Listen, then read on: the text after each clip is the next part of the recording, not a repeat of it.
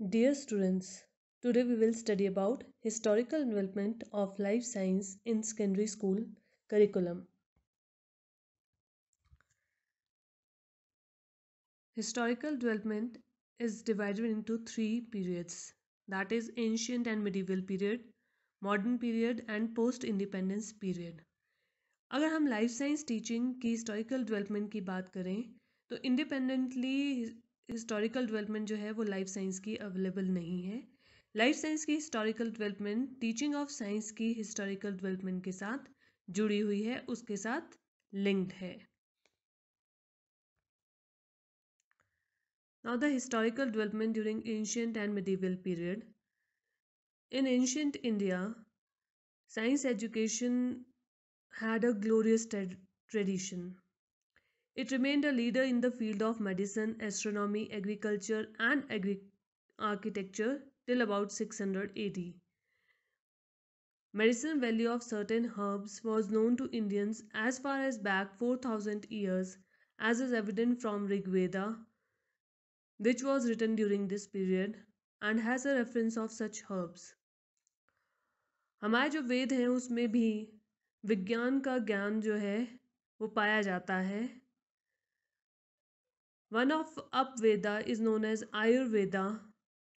आयुर्वेदा जो है उसका पायनियर वर्क रहा है मेडिकल साइंस में, और आयुर्वेदा की 6 बुक्स हैं मेडिकल साइंस से रिलेटेड, जो सर्जरी से रिलेटेड है, साइंस ऑफ डिजीजेस से रिलेटेड है, science of healing art, science of poison, and there are supplementary sections dealing with various local diseases. However, the knowledge of science remained limited to only few persons, as the experts passed on this knowledge only to selected disciples. First step towards institutionalization of knowledge was taken by establishing universities of Takshila and Nalanda. Despite the background of medieval period saw a decline in the growth of scientific knowledge. इससे अभिप्राय है कि medieval period में scientific knowledge में एक decline जो है वो देखा गया। एंशियंट पीरियड में एक ग्रोथ जो है वो साइंस में की फील्ड में देखी गई, पर मिडिवल पीरियड में डिक्लाइन जो है वो पाया गया। ये इस वजह से हुआ क्योंकि 750 एडी से 1000 एडी तक बुद्धिस्ट फिलोसफी जो है वो बहुत ज़्यादा प्रेवलेंट रही और उसने मेडिकल साइंस की ग्रोथ को बहुत ज़्यादा अफेक्ट किया। मोर ओवर जो रिजिडिटी कास्ट सिस्टम की इंडिया में परसिस्ट कर रही थी, उसने भी साइंटिफिक नॉलेज को उतना ज़्यादा डेवलप होने में सहायता प्रदान नहीं की। उस टाइम पे डेड बॉडीज़ को छूना जो है वो प्रोहिबिटेड माना जाता था। ब्राह्मण्स जो थे वो किसी भी मेडिसिनल प्रैक्टिस में पार्टिसिपेट नहीं करते थे। पब्लिक हॉस्पिटल्स जो हैं वो बंद कर दिए गए थे, और अच्छे जो फिजिशियंस हैं उनकी भी कमी जो है इस पीरियड में बहुत ज़्यादा पाई गई। और जो इन्वेडर्स उस टाइम पे इंडिया में आए वेस्ट एशिया से, टर्किश, अरेबिक, पर्शियन स्कॉलर्स, उन्होंने भी साइंटिफिक आइडियाज़ को प्रमोट किया, पर वो भी इतना ज़्यादा उनका इम्पैक्ट नहीं रहा।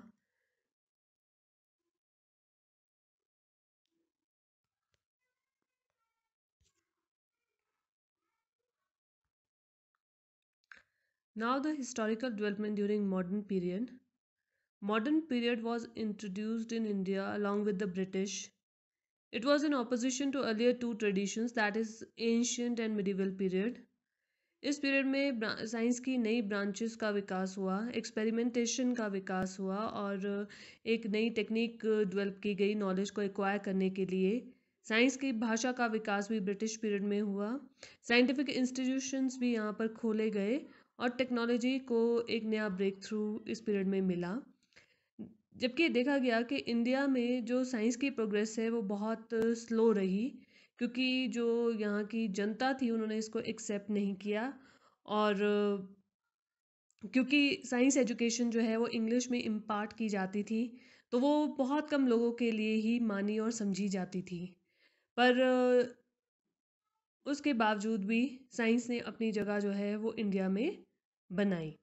पर 18th सेंचुरी तक साइंस जो है वो स्कूल करिकुलम में इंट्रोड्यूस नहीं की गई।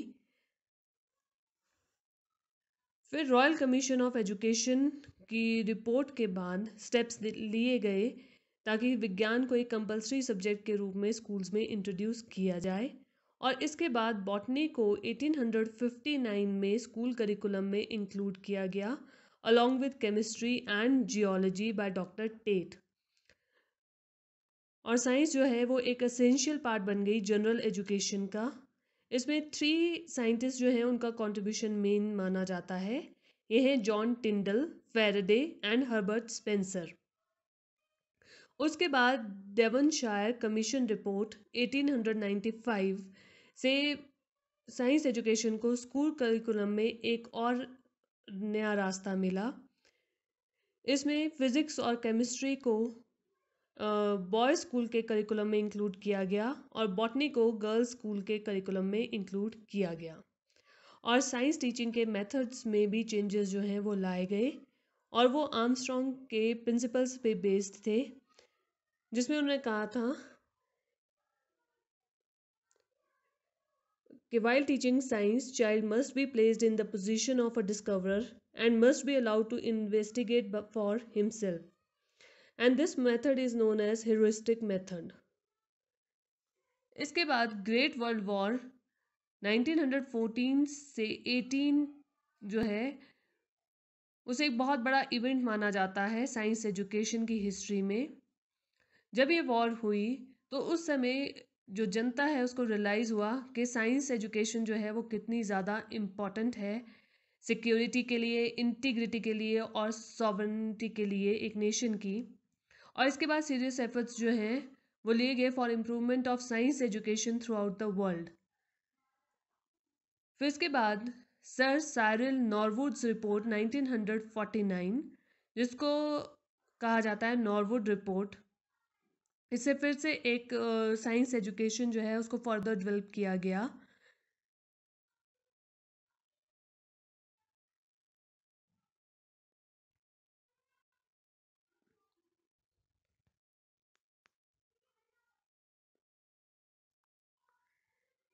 Historical development of life science during post-independent period.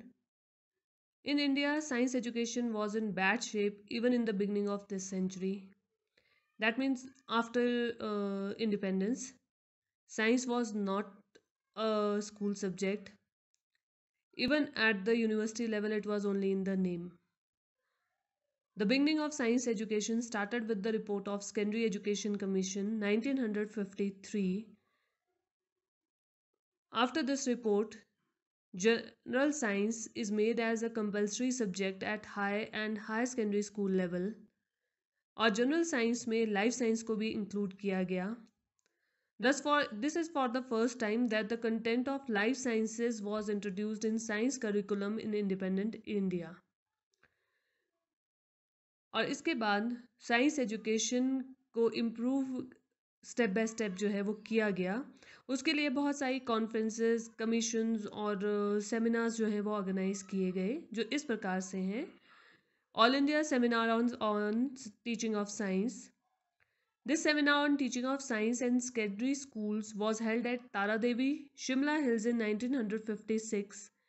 इस सेमिनार में साइंस के सारे एस्पेक्ट्स को टच किया गया, जिसमें syllabus, text book, teaching aids, teaching methods, methods of evaluation and other allied aspects of science like science club, science museum, इन सब के ऊपर चर्चा हुई। और इसके बाद इसी सेमिनार की आउटपुट में सजेस्ट किया गया कि एक यूनिफॉर्म करिकुलम जो है वो पूरी कंट्री में होना चाहिए और उसमें साइंस को इंट्रोड्यूस किया जाना चाहिए। The next is Indian parliamentary and scientific committee. Independence के बाद बहुत सारी पॉलिसीज़ जो है वो पॉलिटिशियंस के द्वारा फ्रेम की जा रही थी, सेंट्रल लेवल पे और स्टेट लेवल पे, और दूसरी तरफ एजुकेशनल इंस्टीट्यूशंस जो हैं वो भी अपना कार्य कर रहे थे। पर इन दोनों के बीच में एक कंसेंसस जो है वो नहीं हो पा रहा था, एक कोऑर्डिनेशन नहीं बन पा रहा था, और साइंस एजुकेशन जो है वो फ्रेम पॉलिसीज़ के अकॉर्डिंग जो है वो ठीक नहीं बैठ पा रही थी कि किस तरह से साइंस एजुकेशन को फ्रेम किया जाए। और ये वेस्टेज ऑफ मीगर रिसोर्सेज जो है वो हो रहा था। तो उसके बाद ये डिसाइड किया गया कि एक कमेटी जो है उसका संगठन किया जाएगा। तो उस कमेटी को नाम दिया गया Indian parliamentary and scientific committee.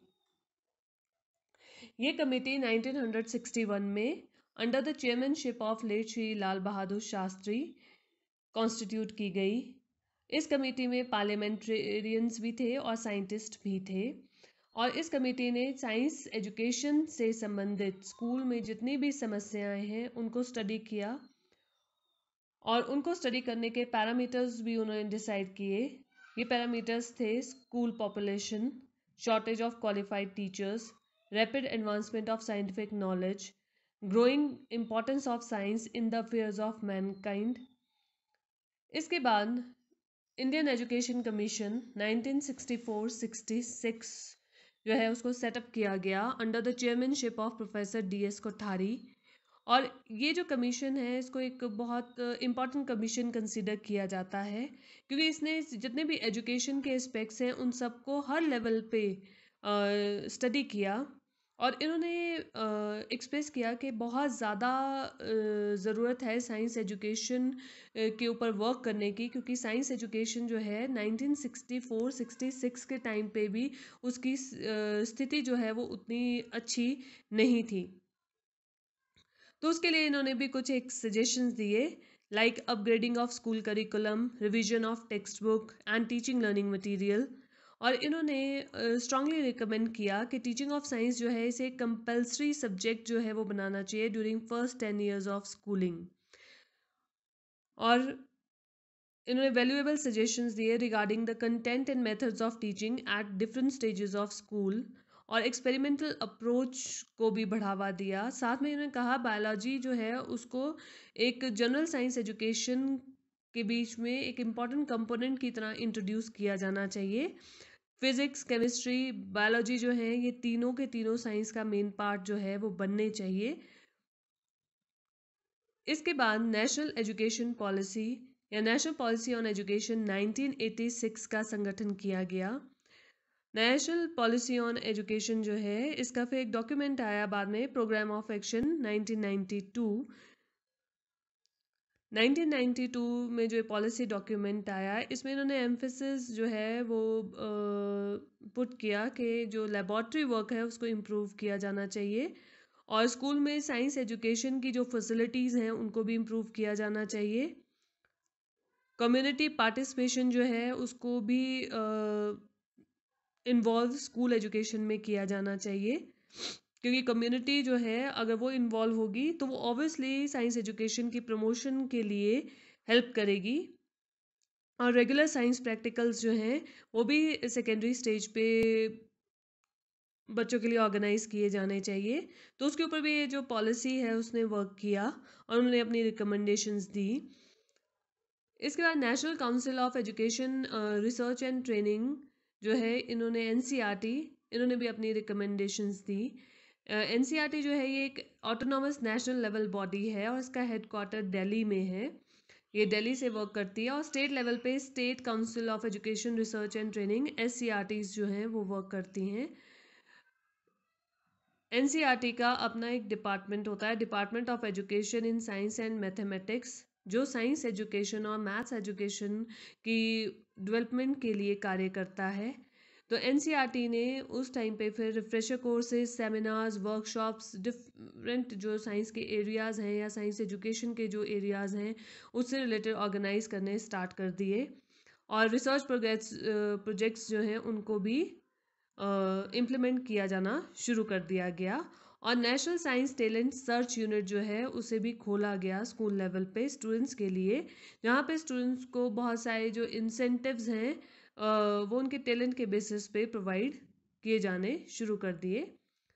फिर state council of education research and training, ये स्टेट लेवल पे वर्क करती है, पर ये NCERT की सारी गाइडलाइंस को फॉलो करती है। इन्होंने भी टीचर्स को इन सर्विस ट्रेनिंग जो है वो प्रोवाइड करनी शुरू की, साइंस टीचर्स को स्पेशली, जिसमें उनको बताया गया कि लेटेस्ट मेथड्स क्या हैं साइंस टीचिंग के, किस तरह से टीचिंग लर्निंग मटेरियल को प्रिपेयर करना है, टीचिंग एड्स को प्रिपेयर करना है, और इम्प्रोवाइज जो इक्विपमेंट है उसका यूज़ किस प्रकार से करना है एक्सपेरिमेंट्स कंडक्ट करने के लिए, जिसमें कि ज़्यादा कॉस्ट जो है वो इन्वॉल्व नहीं होगी, पर स्टूडेंट्स की अंडरस्टैंडिंग जो है वो लो कॉस्ट मटेरियल के द्वारा हो जाएगी। और इनोवेटिव प्रोग्राम्स जो हैं साइंस एजुकेशन के वो भी डेवलप किए। तो जो हिस्ट्री है टीचिंग ऑफ साइंस या फिर हम लाइफ साइंस की कहें, तो इसकी प्रोग्रेस जो है वो बहुत स्लो रही है बिफोर इंडिपेंडेंस, और आफ्टर इंडिपेंडेंस जो है उसके बाद इसकी जो सिचुएशन या इसका जो स्टेटस है उसको इम्प्रूव करने की कोशिश जो है वो की गई है। और इस प्रोसेस को हम ये नहीं कह सकते कि इसको हम ख़त्म कर सकते हैं, ये कॉन्टिन्यूड प्रोसेस है। जिस तरह से कंट्री प्रोग्रेस करती है, नॉलेज प्रोग्रेस करती है, उसी तरह से जो साइंस की डेवलपमेंट है या फिर लाइफ साइंस की डेवलपमेंट है वो भी प्रोग्रेस करती है।